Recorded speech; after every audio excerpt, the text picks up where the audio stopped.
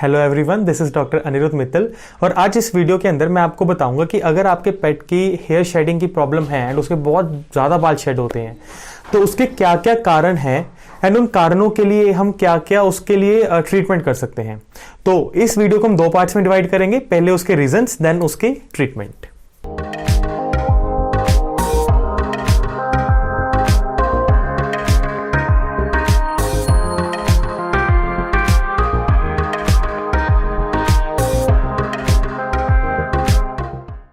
Hair shading के क्या क्या रीजंस हो सकते हैं। तो जो सबसे पहला रीजन है वो है सीजनल शेडिंग।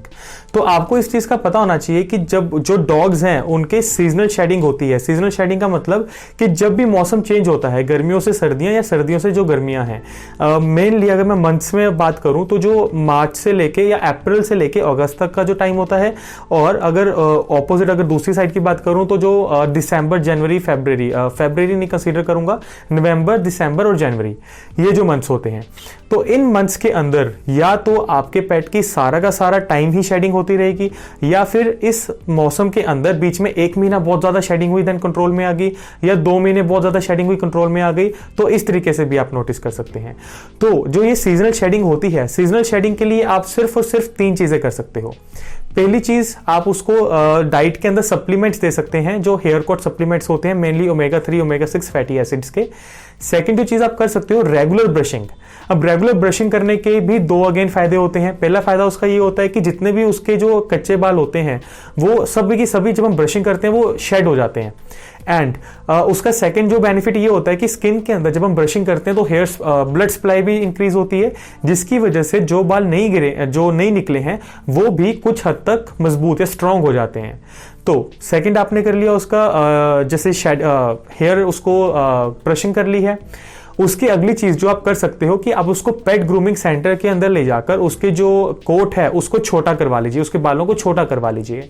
अब छोटा करवाने से आपको बेनिफिट इस तरीके से मिलेगा कि जो पहले बड़े बालों को शेडिंग से आपको ज्यादा प्रॉब्लम होती थी, अब क्योंकि उसके बाल छोटे हो गए हैं तो आपको वो जो प्रॉब्लम है वो कम फील होगी, वो इतनी ज्यादा फील नहीं होगी।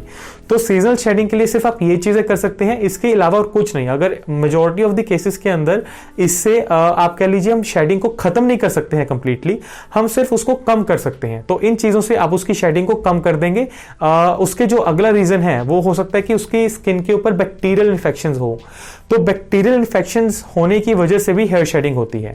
अब बैक्टीरियल इन्फेक्शन के क्या कारण है, जैसे कुछ डॉग्स को गर्मियों के अंदर स्पेशली गिल्ले में बैठना पसंद होता है, या तो वो टाइल्स के ऊपर जाकर बैठ जाते हैं जहां पर लाइक वॉशरूम्स के अंदर जाकर गिल्ली टाइल्स होती हैं, या फिर वो क्या करते हैं पानी को गिराकर पानी के ऊपर बैठ जाते हैं, या फिर वो कभी कभार कुछ डॉग्स क्या करते हैं कि वो अपना सुसु करके बाथरूम करके उसी के ऊपर फिर अपने आप लेट जाते हैं। तो ये कुछ रीजंस हैं। इसके अलावा भी और कोई रीजंस हो सकते हैं जो आप ऑब्जर्व कर रहे हो अपने आसपास, अपने डॉग्स के अराउंड। तो अगर कोई भी XYZ रीजंस की वजह से वो किसी गीली सरफेस के ऊपर बैठ रहा है तो उसकी वजह से भी वहां पर मॉइस्चर इकट्ठा होने की वजह से बैक्टीरियल इन्फेक्शन हो जाता है। अब उस बैक्टीरियल इन्फेक्शन को आप कैसे जज करेंगे कि उसको बैक्टीरियल इन्फेक्शन हुआ है? आपको उसके नॉर्मली कहा होगा, नॉर्मली इस एरिया में ज्यादा होते हैं, स्टार्टिंग यहां से होती है देन पूरी बॉडी पे स्प्रेड कर जाते हैं।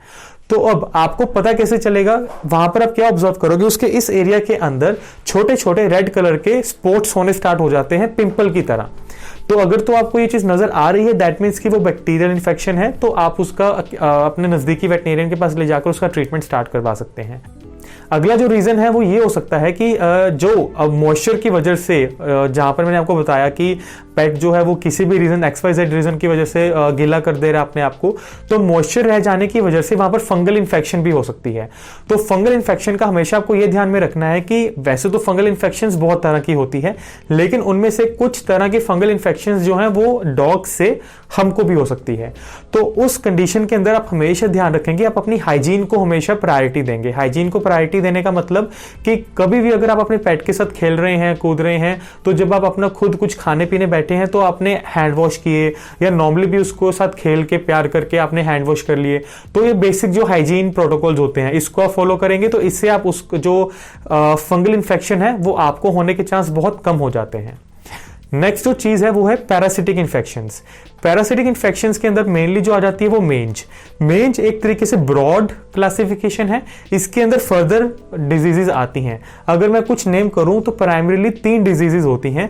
पहली तो होती है डिमोटिकोसिस जो है वो एक तरीके से कह लीजिए चिच्चड़ होता है जो माइक्रोस्कोपिक है एंड वो पेट की बॉडी के अंदर नेचुरली होता है, लेकिन जब बॉडी का इम्यून सिस्टम डाउन जाता है तो ये ग्रो करना स्टार्ट कर देता है और फिर ये प्रॉब्लम क्रिएट कर देता है।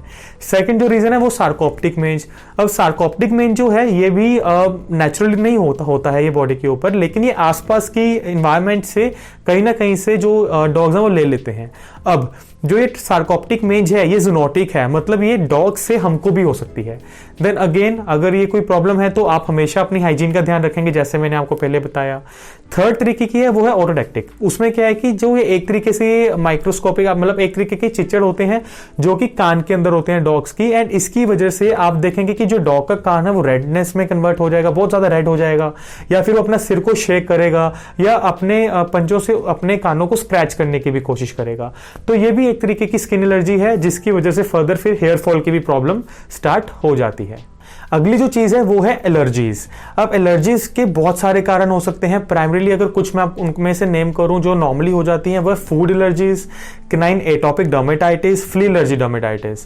तो ये जो कुछ एलर्जीज हैं, जैसे फूड एलर्जीज का अगर मैं आपको एक्सप्लेन करूं तो फूड एलर्जीज को जज करना बहुत मुश्किल होता है, क्योंकि हम ये जो जज करते हैं पहले हम बाकी सारी ट्रीटमेंट को करने की कोशिश करते हैं, देन जब हमको लगता है कि जो पेट है वो ट्रीटमेंट को रिस्पॉन्ड नहीं कर पा रहा है अच्छे से, फिर हम फूड एलर्जीज फिर उसके बाद हम फूड एलर्जीज को जाकर उनके बारे में सोचते हैं।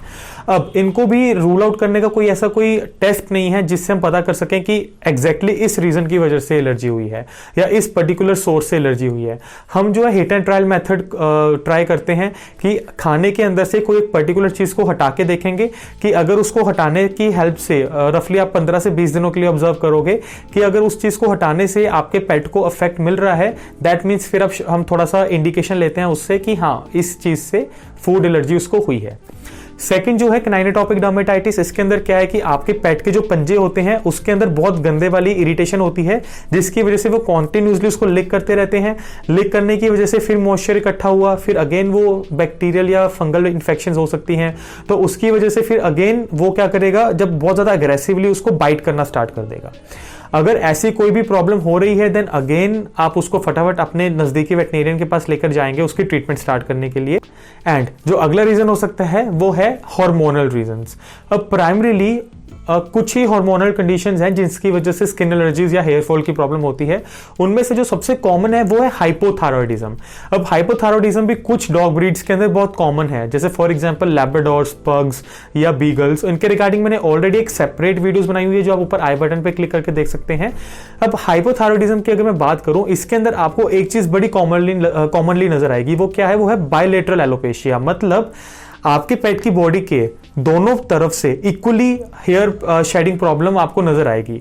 इक्वली का मतलब कि जैसे अगर कुछ अराउंड कुछ पोर्शन आपके राइट साइड पे है पेट की, तो कुछ पोर्शन उसके लेफ्ट साइड पे भी जो है बाल झड़ने स्टार्ट हो जाएंगे।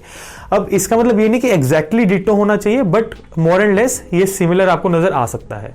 तो यही कुछ रीजंस होते हैं जिसकी वजह से डॉग के हेयर शेडिंग की प्रॉब्लम होती है। अब हेयर शेडिंग का जो है, अगर आप अपने मैं कहूँ घर पे आप कुछ कर लीजिए ट्रीटमेंट या कुछ भी आप कर सकते हो, तो घर पे आप सिर्फ अगर सीजनल शेडिंग हो रही है उस केस के अंदर आप अपने घर पे उसके लिए ट्रीटमेंट कर सकते हो। अगर उसके अलावा और कोई भी रीजन है तो उसके लिए आप घर पे अपने आप उसका ट्रीटमेंट नहीं कर पाएंगे, क्योंकि होता क्या है, कभी भी कोई भी स्किन इन्फेक्शन हुई है तो वो ऐसा नहीं है कि कोई एक ही स्किन इन्फेक्शन होगी। मोस्ट ऑफ द टाइम्स क्या होता है कि कोई एक स्किन इन्फेक्शन स्टार्ट हुई, उसके साथ दूसरी भी स्टार्ट हो गई, देन तीसरी भी स्टार्ट हो गई, देन मल्टीपल स्किन इन्फेक्शंस हो गई। तो मेजॉरिटी ऑफ द केसेस के अंदर हमको ऐसे ही मल्टीपल स्किन इन्फेक्शंस नजर आती हैं, जिसके लिए फिर हमको जल्दी से जल्दी ट्रीटमेंट स्टार्ट करना पड़ता है। और नॉर्मली जो स्किन इन्फेक्शंस का ट्रीटमेंट है वो बहुत लंबा भी चलता है कई सिनेरियोस के अंदर, जब कंडीशन बहुत ज्यादा खराब हो जाती है। Thank you for watching this video. अगर आपको इस वीडियो का कंटेंट अच्छा लगा then please do like and share. मैं ऐसे ही वीकली इंटरवल पे या रेगुलर इंटरवल पे वीडियोस बनाता रहता हूं, then please do subscribe to our channel. आपके सब्सक्रिप्शन और लाइक्स की हेल्प से हमको एक मोटिवेशन मिलती है कि हम ऐसे ही फ्रीक्वेंट इंटरवल पर आपके लिए कंटेंट लेकर आते रहें। अगर आपके मन में आपके पेट के रिगार्डिंग कोई भी डाउट या क्वेश्चन है then you can ask me in the comment section. And कुछ क्वेश्चंस का आंसर जो है वो कमेंट सेक्शन के अंदर पॉसिबल नहीं हो पाता है, क्योंकि उनको डिटेल्ड डिस्कशन चाहिए होती है।